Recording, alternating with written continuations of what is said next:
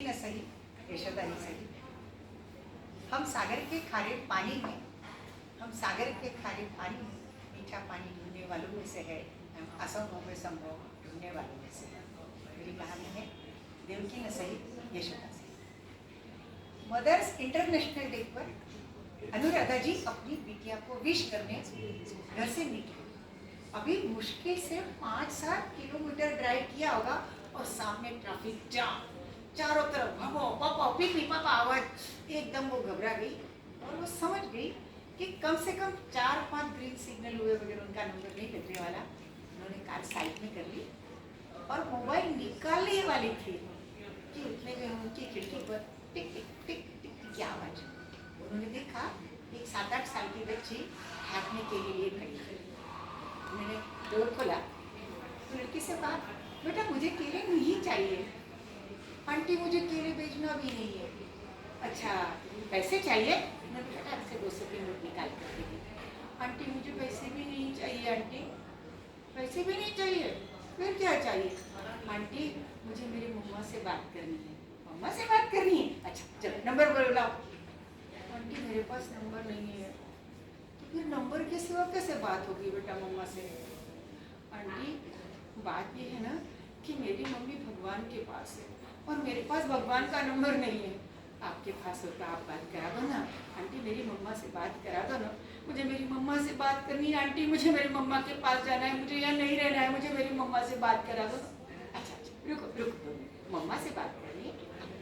बाहर निकली, कॉर्नर से ले गई, एक नंबर मिलाया।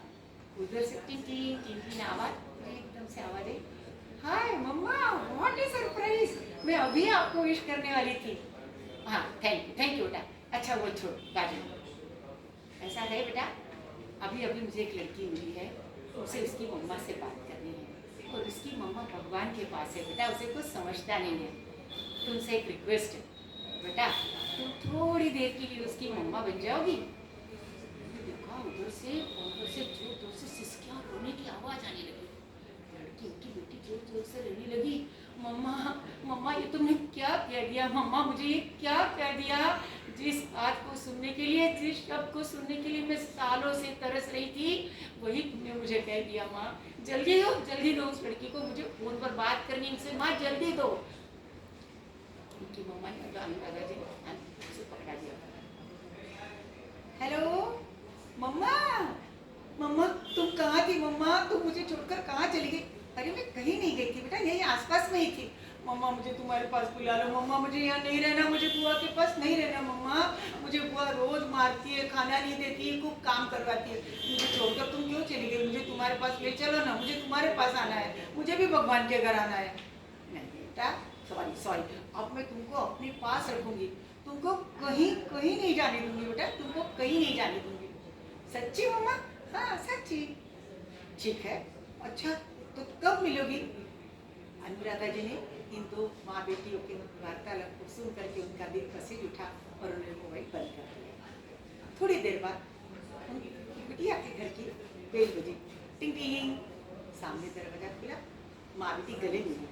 फिर अनुराधा जी ने आहिस्ता से उस छोटी सी बच्ची को माँ उनकी बेटी के आगे खड़ा कर दिया और इतना कहा, बेटा आज इंटरनेशनल मदर्स डे की पर तुम्हारी माँ एक माँ की तरफ से एक बिटिया को अनुपम भेंट। और उन्होंने कहा, बेटा इसे ईश्वर का प्रसाद समझकर स्वीकार करो। तो उनकी बेटी ने उस छोटी सी नन्ही सी बिटिया को कस कर गले लगा लिया, फूट फूट कर रोने लगी। बिटिया मैं तुझे इतना अच्छा पालूंगी, इतना अच्छा तेरा पालन पोषण करूंगी, तुझे इतने अच्छे संस्कार दूंगी कि दुनिया देखती रहेगी, तेरा जीवन बनाऊंगी। तो अनुपमा जी ने अभी अभी माँ का प्रमोशन पाई बेटी और इस नन्ही सी बिटिया को गले मिलते हुए देखकर उन्होंने उनमें कबाब की हड्डी बनाना पसंद किया और वहाँ से खिसक गई और ये दोनों माँ बेटी अंदर चली गई।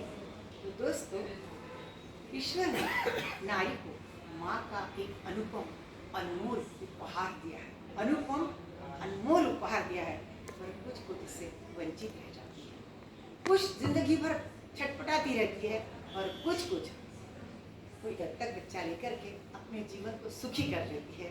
वो ये सोचती है कि देवकी न सही, यशोदा ही सही।